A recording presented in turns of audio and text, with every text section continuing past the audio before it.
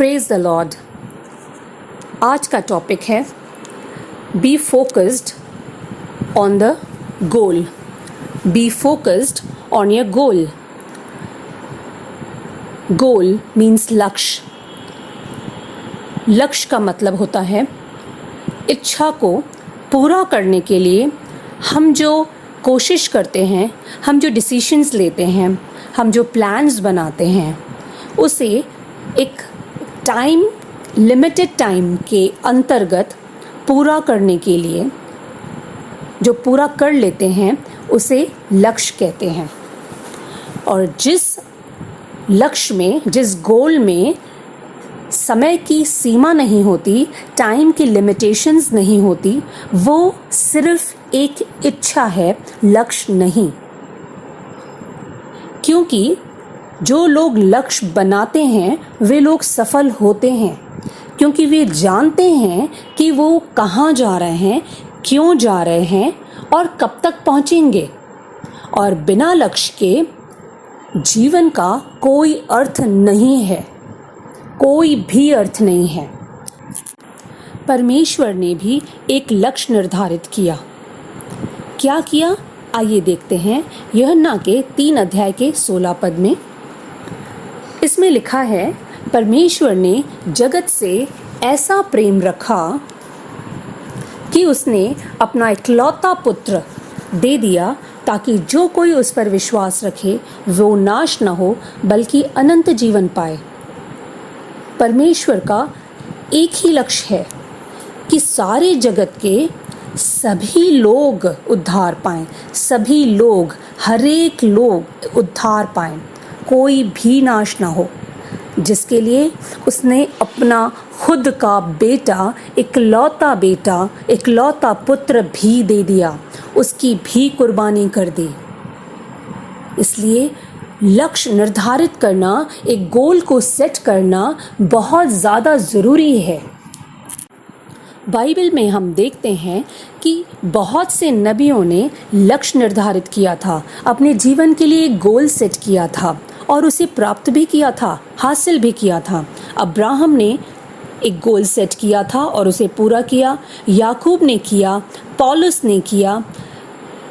इस तरह से बहुत सारे लोगों ने, बहुत सारे नबियों ने अपने जीवन का एक गोल सेट किया, क्योंकि गोल सेट करना अपने जीवन के लिए बहुत ज़रूरी है। उसकी जो हम स्ट्रेटजी प्लान बनाते हैं, जो स्ट्रेटजीज़ बनाते हैं, वो स्टेप बाय स्टेप जब हम उसको फॉलो करते हैं, उसको हासिल करते जाते हैं, तो हमें बहुत प्रोत्साहन मिलता है। और ये प्रोत्साहन हमें हर टाइम आगे बढ़ने के लिए उत्साहित करता है। इसलिए एक स्ट्रेटजी बनाना बहुत ज़रूरी है और फोकस्ड होना भी बहुत ज़रूरी है। हम अपने लक्ष्य को हासिल करने के लिए, अपने गोल को हासिल करने के लिए हमें अलर्ट रहना चाहिए कि जब रात को भी हम सोएं तो हमें अपना गोल याद हो, हमें अपनी स्ट्रेटजीज़ याद हो कि हमें क्या करना है, हमें कैसे करना है, हमें कितने समय में इसको पूरा करना है। आइए देखते हैं पहला राजा के 3 अध्याय में हम सुलेमान के बारे में देखते हैं। हम सब सुलेमान के बारे में बहुत अच्छे से जानते हैं। उसमें 6 अध्याय में 5 पद में, 3 अध्याय के 5 पद में उन्होंने कहा कि रात को परमेश्वर ने स्वप्न के द्वारा सुलेमान को दर्शन देकर कहा, जो कुछ तू चाहे मैं तुझे दूं, वह मांग। मैं फिर से रिपीट करती हूँ, रात को सपने में सुलेमान को दर्शन दिया परमेश्वर ने। सपने में, मैं फिर से इस बात पे जोर दे रही हूँ, सपने में परमेश्वर ने दर्शन दिया और सुलेमान ने सपने में ही परमेश्वर से बात की। क्या बात की? कि प्रभु, मैं तो छोटा लड़का सा हूँ जो भीतर बाहर आना जाना नहीं जानता। आगे लिखा है कि तू अपने दास को अपनी प्रजा का न्याय करने के लिए समझने की ऐसी शक्ति दे कि मैं भले बुरों को परख सकूं, क्योंकि कौन ऐसा है कि तेरी इतनी बड़ी प्रजा का न्याय कर सके। आप समझ रहे हैं? समझने की ऐसी शक्ति दे कि मैं भले बुरे को परख सकूं। वो जानता था, वो नींद में था, उसके बावजूद भी वो जानता था कि उसका गोल क्या है। इसलिए जब परमेश्वर ने रात को सपने में उसे दर्शन दिया तो उसने परमेश्वर से उस गोल को हासिल करने के लिए मांगा। क्यों? क्योंकि वो जागरूक था। प्रियो, क्या आज हम अपने गोल को हासिल करने के लिए इतने जागरूक हैं जैसा राजा सुलेमान था? शायद नहीं। इसलिए हम आज अपने गोल को हासिल करने में देरी कर रहे हैं। और प्रभु ने क्या कहा? परमेश्वर इस बात से बहुत प्रसन्न हुआ कि सुलेमान ने ऐसा वरदान मांगा है, न दीर्घायु मांगी है, न धन मांगा है, न शत्रुओं का नाश मांगा है, परंतु क्या मांगा? समझने के लिए विवेक का वरदान मांगा है। इसलिए परमेश्वर ने क्या कहा? मैं तेरे वचन के अनुसार करता हूँ और तुझे बुद्धि और विवेक से भरा मन देता हूँ, यहाँ तक कि तेरे समान न तो पहले तुझसे कभी कोई हुआ और न बाद में कभी कोई होगा। परमेश्वर ने उसका गोल जो सेट था, उसके लिए जो उसने कुछ मांगा वो परमेश्वर ने उसे दे दिया।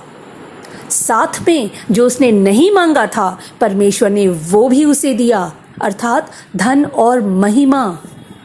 परमेश्वर ने कहा, वह भी मैं तुझे यहाँ तक देता हूँ कि तेरे जीवन भर कोई राजा तेरे तुल्य नहीं होगा। ये सब कहाँ हो रहा था? ये कौन से दर्शन की बात हो रही थी? सपने में दर्शन की बात हो रही थी। आप समझ रहे हैं मेरे प्रियो, सुलेमान कितना जागरूक था, कितना अलर्ट था अपने गोल को हासिल करने के लिए। क्या आज हम अपने सपने में इतने अलर्ट होते हैं? हम तो जब गहरी नींद में होते हैं तो सच में नींद का ही आनंद लेते हैं। लेकिन प्रियो, अगर आज हम अपने गोल के प्रति इतने अलर्ट हो जाएं तो परमेश्वर हमें भी दर्शन देगी। परमेश्वर हमारी भी गोल को अचीव करने के लिए हमें हिम्मत देंगे, हमें हमारी सहायता करेंगे। और 4th चैप्टर के 29 वर्स में लिखा है कि परमेश्वर ने सुलेमान को बुद्धि दी और उसकी समझ बहुत ही बढ़ाई और उसके हृदय में समुद्र तट की बालू के किनकों के तुल्य अनगिनत गुण दिए, अनगिनत गुण दिए। परमेश्वर ने उसके अंदर इतनी सारी क्वालिटीज़ भर दी कि वो हर काम को, हर कार्य को बड़ी ही आसानी से पूरा करता गया। चाहे वो राज्य हासिल करने की बात हो या न्याय हासिल करने की बात हो या किसी का दिल जीतने की बात हो। इसलिए राजा सुलेमान बुद्धि में और विवेक में सबसे ऊंचा था। आज कुछ क्वेश्चंस हमारे लिए हैं। क्या हमने हमारे जीवन के लिए कोई गोल सेट किया है? क्या इस साल के लिए हमारे पास कोई गोल है? क्या प्रभु की सेवा के लिए हमारे पास कोई लक्ष्य है? और अगर हमने अभी तक कोई लक्ष्य नहीं बनाया तो क्या हम लक्ष्य बनाएंगे? और बनाएंगे तो कौन सा लक्ष्य बनाएंगे? प्रियो, आज ही हमें अपने गोल को सेट करना होगा और एक स्ट्रेटजीज़ बनानी होगी और उसको हासिल करने के लिए अलर्ट रहना होगा। चाहे जो भी आपका गोल हो, हमें सेट करना होगा और उसके लिए हमें कार्य भी करना होगा, क्योंकि सिर्फ गोल सेट करना काफ़ी नहीं है। गोल सेट करने के साथ साथ हमें उसको एग्जीक्यूट भी करना पड़ेगा।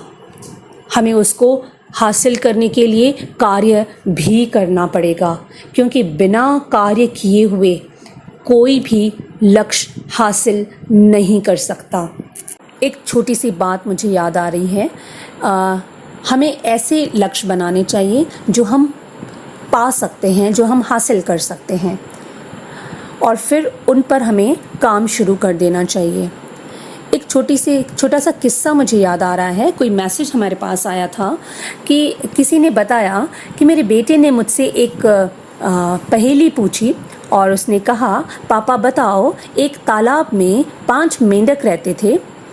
उनमें से 3 मेंढकों ने एक लक्ष्य बनाया और निर्णय लिया कि हम इस तालाब से बाहर आ जाएंगे।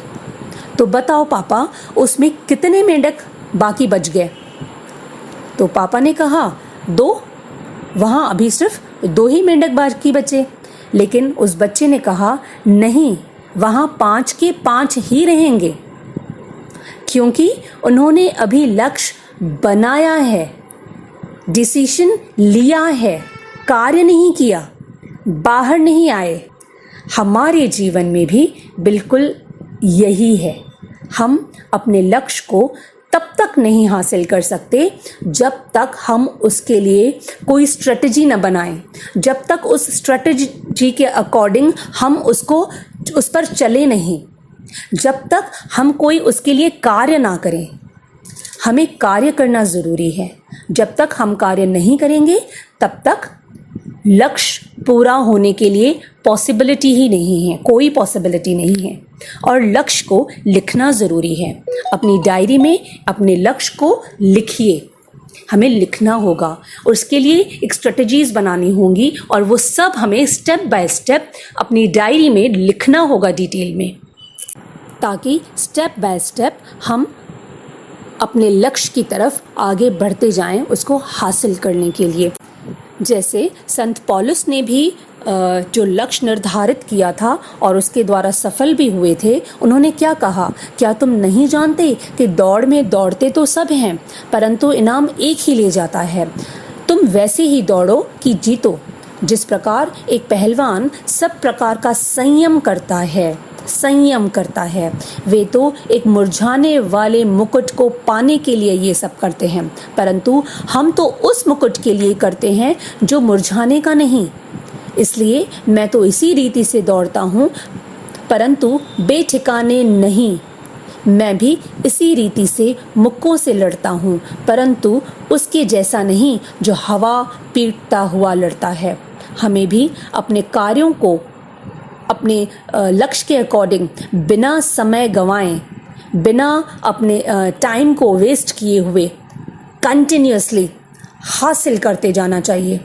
बिना किसी अपने टाइम को वेस्ट किए हुए किसी भी बेकार कामों में उलझना नहीं चाहिए। अपने समय को बेकार वेस्ट नहीं करना चाहिए। जब हम ऐसा करेंगे तो हम डेफिनेटली अपने गोल को हासिल कर पाएंगे, और ये तब पॉसिबल है जब हम अलर्ट रहेंगे। और वचन में इसमें क्या लिखा है? मैं तो इस रीति से दौड़ता हूँ, परंतु बेठिकाने नहीं, बेठिकाने नहीं। यानी एक स्ट्रेटजी बनी हुई है कि मुझे किस दिशा में आगे बढ़ना है, क्या चीज़ मुझे हासिल करनी है, कहाँ तक मुझे दौड़ना है, क्या मुझे हासिल करना है। बेठिकाने नहीं, एक स्ट्रेटजी बनी हुई है। एक स्ट्रेटजी के अकॉर्डिंग हमें चलना होगा, क्योंकि जो कोई प्लान नहीं बनाता तो वो कैसा होगा? जैसे वचन में भी लिखा है, परंतु उसके जैसा नहीं जो हवा पीटता हुआ लड़ता है। जो लड़ने वाले लड़ते हैं वो कैसे लड़ते हैं? कैसे लड़ते हैं? एक स्ट्रेटजी बनाते हैं कि सामने वाले से मुझे कैसे लड़ाई करनी है, किस तरीके से मुझे उसे हराना है। बेठिकाने हवा में वो तीर नहीं चलाते, हवा में मुक्के नहीं मारते। वैसे ही हमें भी बेठिकाने नहीं दौड़ना है, बिना किसी कार्य को सोचे हुए नहीं आगे बढ़ना है। हमें स्ट्रेटजी बनानी है और उसी के अकॉर्डिंग हमें चलना भी है। और जब हम ऐसा करते हैं तब हम, जैसे राजा सुलेमान बिल्कुल अलर्ट होकर रात को भी जब सोते थे तो अलर्ट होकर सोते थे, जागृत होते थे, और वैसे ही परमेश्वर उसको दर्शन दिया और उसको लक्ष्य को पूरा करने के लिए उसकी मदद की।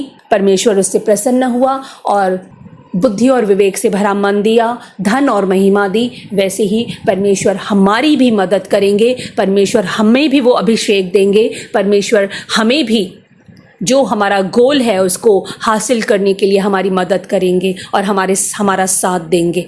तो प्रियो, आइए हम अपने गोल को सेट करते हैं और उसके लिए अलर्ट होते हैं, ताकि परमेश्वर हमसे प्रसन्न हो और वो हमें हमारा गोल हासिल करने के लिए हमारी मदद करे।